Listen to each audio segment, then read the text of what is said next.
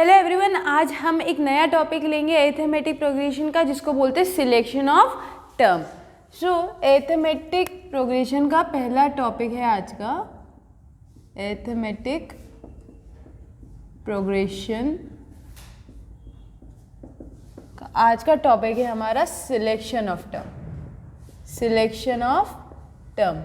अच्छा, अब ये होता क्या है वो समझते हैं। जैसे कि हमें बोल दिया गया है कि 3 टर्म एपी में है, उनका सम 36 है और प्रोडक्ट 256 है। तो फाइंड करो कि टर्म क्या है, फाइंड करो कि एपी क्या है ना। या फिर हमें बोल दिया जाए कि एक ट्रायंगल है, उनके तीनों एंगल एपी में है ना, और उसका हमें निकालना है कि क्या है, एंगल्स क्या क्या है। तो अब उस समय अपन क्या करेंगे, जब हमें बोल दिया जाए कि टर्म्स एपी में है तो उन एपी वाली सम जो टर्म्स है उनको क्या सपोज करना है वो हमें देखना है ना। तो जैसे कि 3 टर्म्स हैं, 3 terms in AP, 4 terms in AP, 5 terms in AP, 6 terms in AP. ठीक है ना।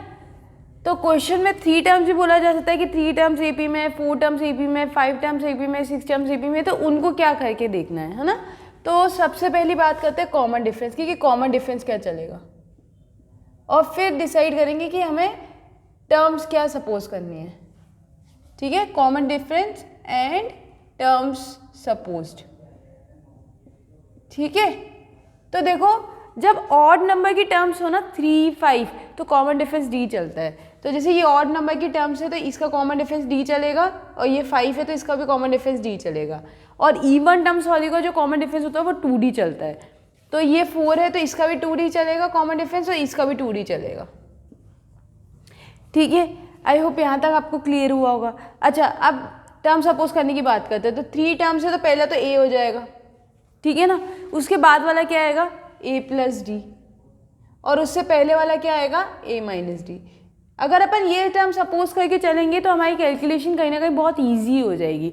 ऐसा नहीं है कि हम a plus D, a plus 2d नहीं सपोज कर सकते, बिल्कुल कर सकते हैं, बट इससे क्या होगा कि कहीं ना कहीं अपनी कैलकुलेशन ईजी हो जाएगी। ठीक है, 5 टर्म्स है तो पहले a, इसके जस्ट बाद वाला a प्लस डी, इसके पहले वाला a माइनस डी, इसके a प्लस डी के बाद वाला a प्लस 2d, और इसके पहले वाला a माइनस 2d। तो ये 5 टर्म्स हो गई। अगर 5 टर्म्स सपोज करने के लिए बोला तो ऐसे करेंगे। अच्छा, अब बात करते हैं 4 टर्म्स की। इसमें तो क्या था, कॉमन डिफरेंस डी था तो बहुत इजीली निकल गया है ना। अब इवन टर्म्स में तो कॉमन डिफरेंस 2D चलता है।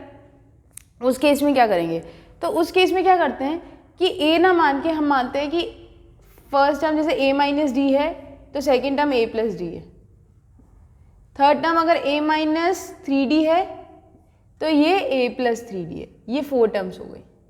ठीक है, कॉमन डिफरेंस क्या चल रहा है, 2D। देखना, माइनस 3d में प्लस 2d ऐड करोगे तो माइनस डी आएगा, माइनस डी में प्लस 2d ऐड करोगे तो प्लस डी आएगा, प्लस डी में 2d ऐड करोगे तो 3d आएगा, है ना।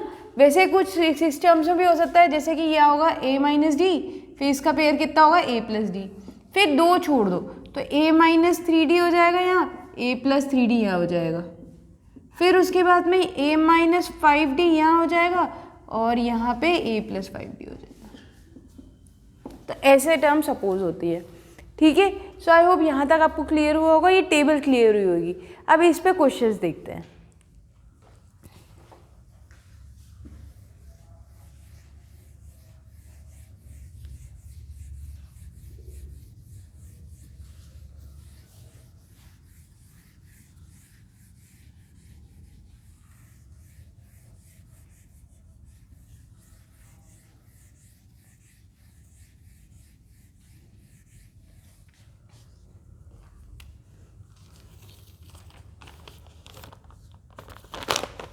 So हमारा फर्स्ट क्वेश्चन है, the sum of 3 numbers, the sum of 3 numbers in AP is minus 3 and their product is 8, and their product is 8. Find the number. Find the number. ठीक है, तो हमें क्या दे रखा है कि the sum of 3 numbers are in AP. अगर 3 numbers है तो 3 नंबर्स को क्या सपोज करना है, हमें सिलेक्शन ऑफ टर्म यूज़ करनी है यहाँ पे, है ना, क्योंकि एपी को सिलेक्ट करना है, हमें टर्म्स को सिलेक्ट करना है एपी की, और 3 टर्म्स है तो 3 टर्म्स है तो कॉमन डिफरेंस डी चलेगा. तो अपन क्या सपोज करते हैं कि पहले ए है, फिर ए प्लस डी है, और यहाँ पे ए माइनस डी है. ये हमारी 3 टर्म्स हो गई, है ना. So let terms in AP are a minus d, a and a plus d. ठीक है, अब वो बोल रहा है कि the sum of 3 numbers in AP is -3, मतलब इन तीनों का जो सम है वो -3 है. तो अपन सम कर देते हैं, तो a minus D plus A plus D. ठीक है, ये फर्स्ट AP की टर्म है, ये सेकेंड, ये थर्ड. ठीक है, इज इक्वल टू कितना है, -3 है. अब क्या होगा कि देखो ये माइनस डी और ये प्लस डी है, डी से डी कैंसिल हो गया, ये 3 है इज इक्वल टू -3 आ गया, और ए इक्वल टू कितना आ गया, ये मल्टीप्लाई में तो जाएगा डिवाइड में, तो -3/3 कितना हो गया, -1. देखो अब एकदम से ए आ गया, है ना, ए की बारी में ए मिल गया हमें. ठीक है, तो कैलकुलेशन कहीं ना कहीं ईजी हो ही गई अपनी. ठीक है, अब क्या बोल रहा है कि दे प्रोडक्ट इज 8. अब इन तीनों का जो प्रोडक्ट है वो 8 है, तो देख लेते हैं. तो जैसे प्रोडक्ट है तो मतलब a minus D into A plus D. Product मतलब क्या होता है, मल्टीप्लाई, है ना, इज इक्वल टू 8 है. अच्छा, अपन को ए की वैल्यू पता है, या तो आप यहीं पे डाल दो या फिर सॉल्व करने के बाद में डाल सकते हो, कोई दिक्कत नहीं है ना. तो अब देखो a माइनस डी और a प्लस डी, इसको तो मैं साथ में रख देती हूँ, a माइनस डी और a plus D into A is equal to 8. अच्छा, ये तो क्या बन रहा है, a plus B A minus B बन रहा है ना, तो इसको तो a square minus B square लिख सकते हो. तो मतलब ये कितना हो जाएगा, a square minus D square, और ये हो गया a इज इक्वल टू 8. अब यहाँ पे मैं a की वैल्यू डाल देती हूँ, तो ये -1 है, तो यहाँ पे क्या आ जाएगा, -1 का स्क्वायर माइनस डी स्क्वायर, और ये -1 इज इक्वल टू 8. अच्छा, ये मल्टीप्लाई में तो जाके डिवाइड में हो जाएगा, और ये कितना हो जाएगा, -1 का स्क्वायर 1 हो जाएगा, minus D square is equal to -8, है ना. ये मल्टीप्लाई में तो जाके डिवाइड में जाएगा, तो 8/-1 क्या होता है, -8 ही होता है. ठीक है, अब इसको इधर ले आते हैं, इसको इधर ले आते हैं. ठीक है ना, तो ये कितना हो जाएगा, 1 + 8 हो जाएगा, और ये माइनस का है तो जाके प्लस, तो ये 9 is equal to D square हो गया. तो डी की वैल्यू क्या आ गई, +-3. क्या आ गई, +-3. +3 नहीं आएगी, +-3 आएगी. ठीक है ना, तो ए पता है और डी पता है. क्या हम ए पी निकाल सकते हैं, बिल्कुल निकाल सकते हैं. अपन ने ये टर्म सपोज कर रखी है, बस वैल्यू डाल दो. तो जो हमारा a माइनस डी होगा, a माइनस डी कितना होगा, -1 और +3, तो कितना हो गया यहाँ पे 2. ये कब हो रहा है, जब d इक्वल टू मैं क्या ले रही हूँ, 3 ले रही हूँ, है ना, d इक्वल टू 3 पे निकाल रही हूँ.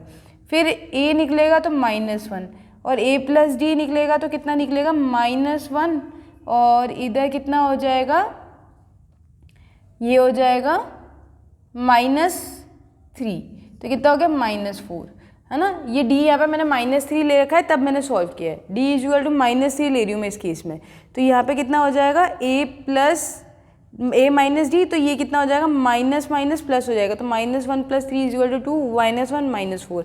अच्छा, जब d इक्वल टू 3 लेंगे ना, तो ये पूरा रिवर्स हो जाएगा. अभी तो क्या बन रही है, ये 2 1 2 -1 और -4. अगर d इक्वल टू 3 ले लूँगी ना, तो ये पूरा उल्टा होके ऐसे हो जाएगा, -4 -1 और 2. ठीक है, वैल्यू पे फर्क नहीं आएगा, बस ऑर्डर चेंज हो जाएगा. ठीक है, सो आई होप ये क्वेश्चन आपको क्लियर हुआ होगा. नेक्स्ट क्वेश्चन पे चलते हैं अब. सो ये हमारा नेक्स्ट क्वेश्चन है, फाइंड 3 टर्म्स इन एपी. वापस से 3 टर्म्स हमें सपोज करनी है, whose sum is 15 and the sum of the squares of the 2 extreme is 58. ठीक है, तो 3 टर्म्स है तो क्या है, सपोज करेंगे एपी की टर्म्स को, बिल्कुल a minus D, a plus D, है ना. तो late terms in AP be a minus d, a and a plus d, है ना. अब वो क्या बोल रहा है कि सम इज 15, इन तीनों का जो सम है वो 15 है, तो सम कर लेते हैं. तो a minus D plus a plus D is equal to 15, है ना. तो d से d कैंसिल, तो ये कितना हो गया, 3a इज इक्वल टू 15 हो गया. ये मल्टीप्लाई में तो जाके डिवाइड में, तो 15/3 कितना हो गया, 5 हो गया. तो a की वैल्यू कितनी आ गई, 5 आ गई. आई होप यहाँ तक क्लियर हुआ होगा। देखो ए की वैल्यू एकदम से निकलती है इससे, है ना। अब वो क्या बोल रहा है कि the sum of the squares of the two extreme is 58। Two extreme मतलब ये जो कॉर्नर वाली टर्म्स है ना, एक्सट्रीम्स मतलब क्या होता है, कॉर्नर्स। तो ये जो दो कॉर्नर्स वाली टर्म है इनके जो स्क्वायर का सम है, ठीक है ना, sum of the squares of the two extreme is 58। इन दोनों की जो स्क्वायर का सम है वो 58 है। तो ये इसका जो स्क्वायर कर लेते हैं, तो a माइनस डी का स्क्वायर और ये कितना हो जाएगा a प्लस डी का होल स्क्वायर, है ना।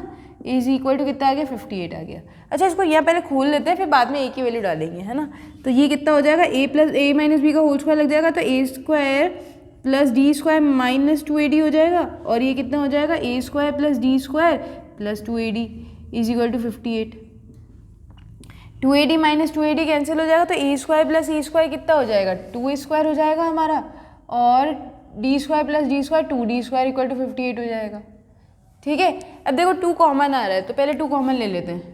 तो यहाँ से 2 कॉमन लेंगे तो ये कितना आ जाएगा, a square plus D square is equal to 58। अच्छा ये 2 मल्टीप्लाई में तो जाके डिवाइड में हो जाएगा, तो a square plus D square कितना आ गया, 58/2 दैट इज 29। तो a square plus D square कितना आ गया, 29 आ गया। सही बात है ना। अच्छा a की वैल्यू हमें पता है, डाल देते हैं, d की वैल्यू निकल जाएगी। तो a स्क्वायर मतलब 5 का square plus d square is equal to 29 हो जाएगा। 5 का स्क्वायर कितना होता है, 25 plus d square equal to 29। ये प्लस का है तो उधर आके माइनस का, तो ये 29 माइनस 25, तो d स्क्वायर कितना आ गया, 4। अच्छा d क्या आएगा फिर, प्लस माइनस 2, है ना। d कितना आएगा, प्लस माइनस 2, सिर्फ 2 नहीं आएगा, प्लस माइनस 2 आएगा। ठीक है, तो अब क्या निकालना है कि AP में जो 3 टर्म्स अपन ने सपोज करी उसकी वैल्यू। अच्छा पहले तो अपन निकाल देते हैं d इक्वल टू 2 के लिए, d इक्वल टू 2 के लिए। तो a तो कितना रहेगा, 5 ही रहेगा अपना, तो d इक्वल टू 2 है और a इक्वल टू 5 है। ठीक है ना, तो इसमें डालते हैं a माइनस डी में पहले, तो a माइनस डी फिर a फिर a प्लस डी। तो a कितना है 5, d कितना है 2 है, 5 माइनस 2 कितना हो गया 3, a कितना है 5 है, इधर कितना हो जाएगा 5 प्लस 2 7। तो हमारी इस तरीके से तो क्या आ गई, 3 5 और 7 आ गई, 3 5 और 7 AP बन गई। अच्छा अब एक काम करते हैं, d इक्वल टू माइनस 2 ले लेते हैं, और a इक्वल टू तो 5 रहेगा ही, है ना, सेकेंड केस। अच्छा वापस से a माइनस डी, a और a प्लस डी निकालना है। तो a माइनस डी निकालेंगे तो 5 माइनस माइनस 2, तो माइनस माइनस प्लस हो जाएगा, तो ये 7 हो गया। अच्छा ये तो 5 ही रहेगा, ये कितना आ जाएगा 5 माइनस 2, ये कितना हो गया 3। तो अब क्या AP बन गई 6 7 5 3। तो सिर्फ क्या हुआ है, ऑर्डर चेंज हुआ है, जो नंबर्स थे वो तो सेम ही है ना। तो आई होप ये क्वेश्चन आपको क्लियर हुआ होगा। नेक्स्ट क्वेश्चन पे चलते हैं।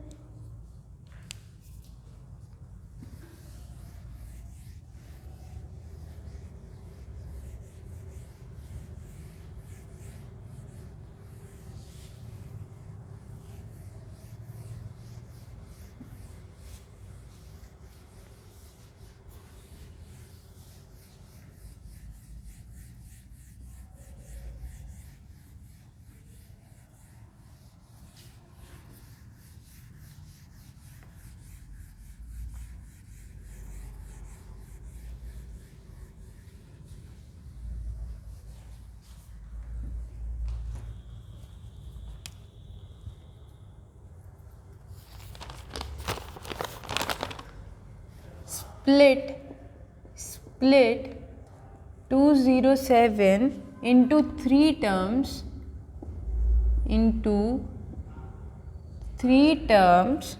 such that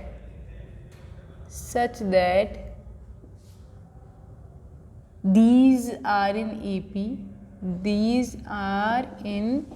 AP and the product of two smaller terms, and the product of two smaller part